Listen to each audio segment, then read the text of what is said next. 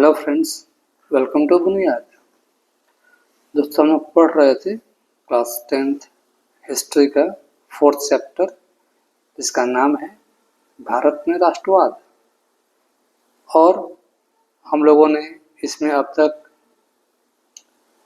5 video इसके आ चुके हैं। इस चैप्टर के शॉर्ट वीडियो हैं, जिसको आप कभी भी खाली टाइम में या सोच टाइम में आप देख सकते हैं। इसको जब भी आपको टाइम मिले मतलब रिवीजन करने के लिए आपके लिए वीडियो फायदेमंद होंगे। तो चलिए हम आज शुरू करते हैं आज का टॉपिक। इसका नाम है असहयोग आंदोलन, जिसे हम लोग कहते हैं इंग्लिश में नॉन कॉपरेशन मूवमेंट। और ये शुरू हुआ था 1920 में और ख़त्म हुआ 22 में। ये सब डेटा आप याद रखिएगा, इससे आपको काम देगा MCQ और क्वेश्चंस में। चलिए कुछ खास बातें इस मूवमेंट के बारे में। ये भारत का प्रथम जन आंदोलन था, मतलब इसमें लोगों ने बहुत बढ़ चढ़ के भाग लिया था। दूसरी बात, इस आंदोलन के पीछे मुख्य 3 कारण थे।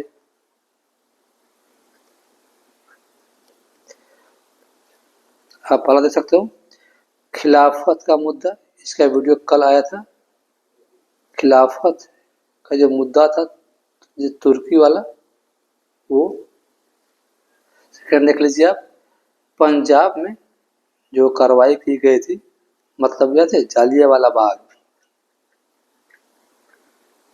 इसके खिलाफ जो भी लोग इसमें शामिल थे, उनको खिलाफ तो उनको दंड का बात किया जाए कि उनके खिलाफ कार्रवाई की जाए। और थर्ड आप कह लीजिए स्वराज प्राप्ति। ये 3 मुद्दे थे जिसके दम पे, जिसके कारण आपका शुरू हुआ असहयोग आंदोलन। और अब जानते हैं इसको स्टार्ट किया था गांधी जी ने।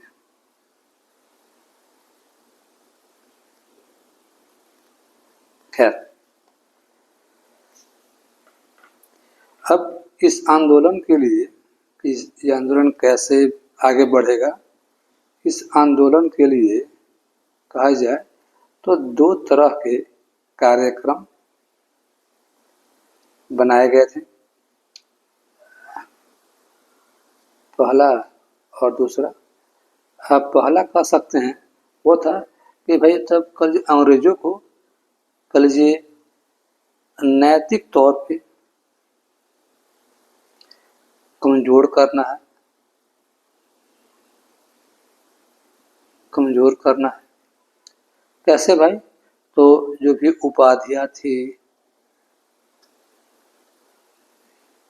उनको लौटा देना है, लौटाना है। अवैतनिक पदों का त्याग करना है आदि मान लीजिए। हमारा सेकंड तरीका था रचनात्मक कार्य करके द्वारा।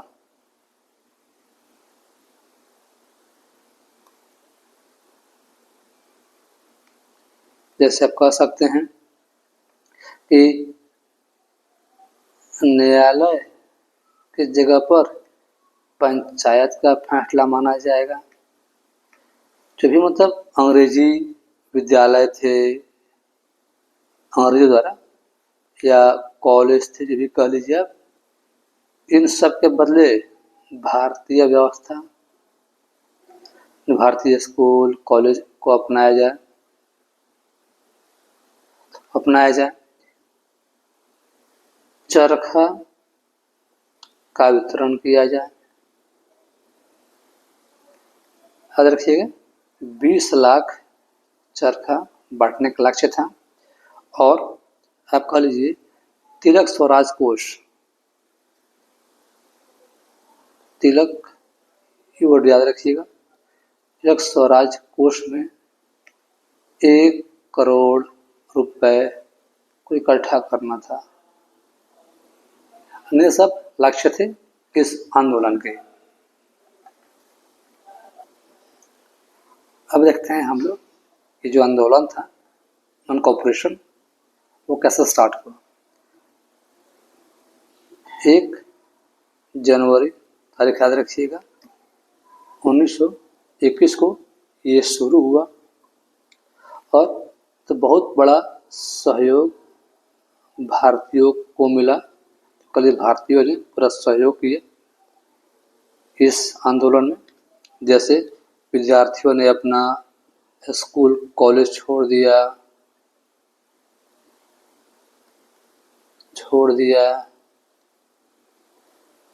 वकीलों ने अपनी वकालत छोड़ दी। तो शिक्षक थे,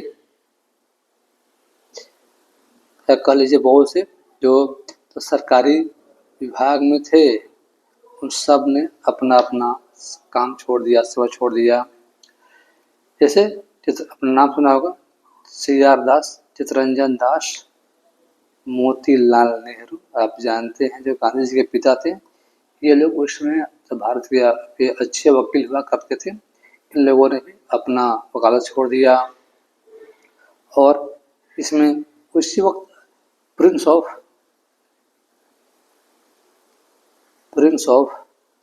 वेल्स, जो वेल्स एक जगह है मतलब ब्रिटेन के आसपास ही पड़ता है। तो ये 17 नवंबर 1921 को तो मुंबई गए थे। तो इनका स्वागत ये कहाँ गए थे, मुंबई। देखिए बॉम्बे का पूरा नाम था, अब मुंबई कहते हैं। तो यहाँ पर इन भाई साहब का स्वागत हड़ताल से किया गया। क्या ये देखिए कितना लोग खुश हैं आपके तब राजकाज में। खैर ये था कि मतलब कि कैसे मूवमेंट चला। अब उसके बाद क्या हुआ तो देखिए, तो लमसम कर लीजिए 30,000 लोगों को गिरफ्तार किया गया इसमें। और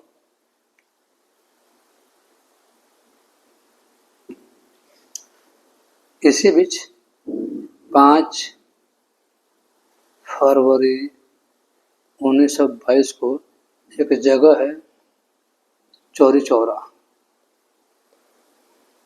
ये जगह है आपके गोरखपुर के पास। यहाँ क्या हुआ, भारी भीड़ ने पुलिस थाने में आग लगा दी। ये कहा था 22 पुलिस वाले जलकर मर गए। अब इसके खिलाफ जो आंदोलन था अब हिंसक होते जा रहा था, हिंसक हो गया था कुछ हद तक। अब जानते हैं गांधी जी का थॉट क्या था, अहिंसा परमो धर्मो, अहिंसा कुछ भी हो जाए। गांधी जी हिंसा के खिलाफ थे। तो उस हिंसक काम के चलते गांधी जी ने इस आंदोलन को वापस ले लिया और कहा जाता है कि 12 फरवरी 22 को यह आंदोलन बंद कर दिया गया। और उसके बाद गांधी जी को मार्च 1922 में ही गांधी जी को गिरफ्तार करके 6 साल के लिए जेल भेज दिया गया। और कह लीजिए इस तरीके से ये जो आंदोलन शुरू हुआ था वो मतलब बंद हो गया। तो अब देखते हैं हम लोग इस आंदोलन का प्रभाव या असर क्या पड़ा। तो दोनों प्रभाव पड़ा, अच्छा भी रहा यानी पॉजिटिव भी रहा और बुरा भी रहा, नेगेटिव भी रहा। पहले देखते हैं हम लोग नेगेटिव क्या रहा।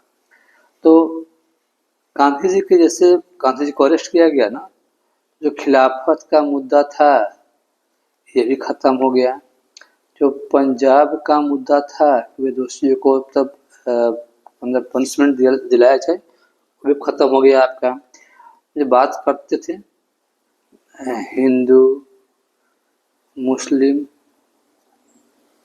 एकता का, वो भी हमारा भंग हो गया। बात था स्वराज प्राप्त करने का, वो भी हमारा सपना टूट गया कुछ समय के लिए।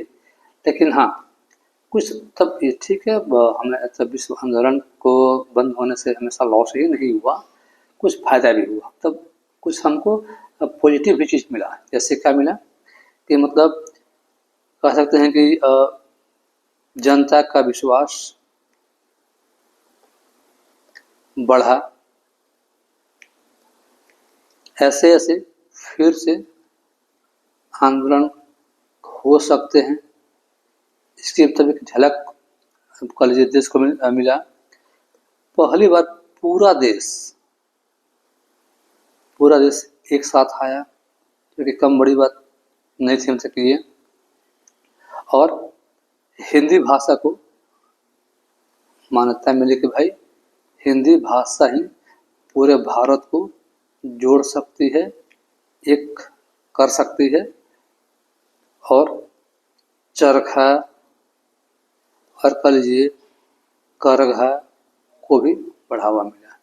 यानी कि कुछ मतलब दिक्कत भी हुआ तो कुछ इसके पॉजिटिव भी चीज़ रहे इस आंदोलन के। इसका हमारा कोर ऑफ लाभ ये देख सकते हैं कि महिलाओं की भागीदारी भी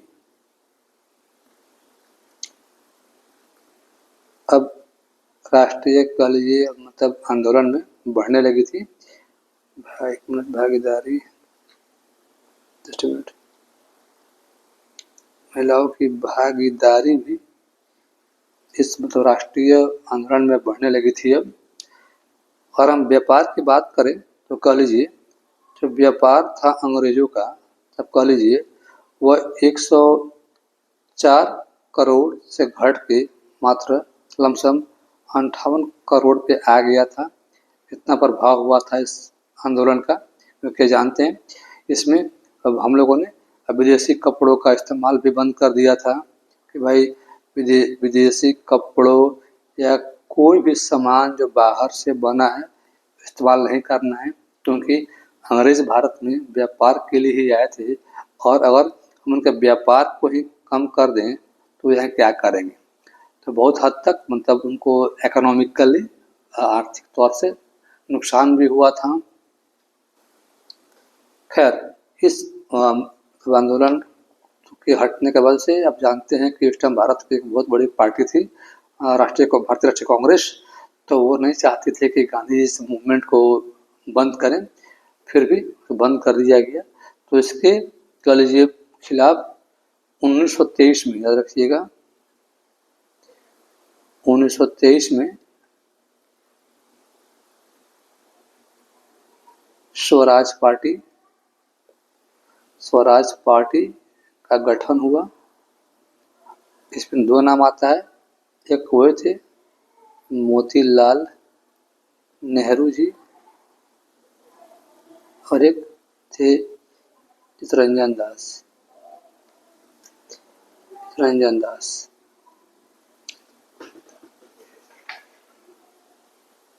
ठीक है, इन लोगों ने मिलकर एक पार्टी बनाई और पार्टी का मकसद था चुनाव लड़ना। तो चुनाव होने वाले थे, उस चुनाव में मतलब भाग लिया जाए। और फिर कह लीजिए कि संसद जो था, जो पार्लियामेंट था, जो विधानसभा था, संसद कह लीजिए, जब संसद है तो विधानसभा कह लीजिए उस समय का, वहाँ पहुँच के मतलब जो भी बिल पास होता है, एक्ट पास होता है, उसके सब तब जो हम लोग चाहते हैं उसको सपोर्ट किया जाए। इसके बाद कुछ साल तक गांधी शांत रहे, लेकिन दोबारा इसके बाद असहयोग के बाद गांधी जी ने एक और मूवमेंट स्टार्ट किया 1938 कह सकते हैं। वो था सविनय अवज्ञा आंदोलन। हम लोग सिविल डिसओबीडियंस मूवमेंट। अब ये क्यों शुरू हुआ, इसके पीछे क्या कारण थे, इसका प्रभाव क्या पड़ा, हम लोग देखेंगे इस चीज़ को अगले वीडियो में। तो फ्रेंड्स इस वीडियो में इतना ही, देखने के लिए थैंक यू।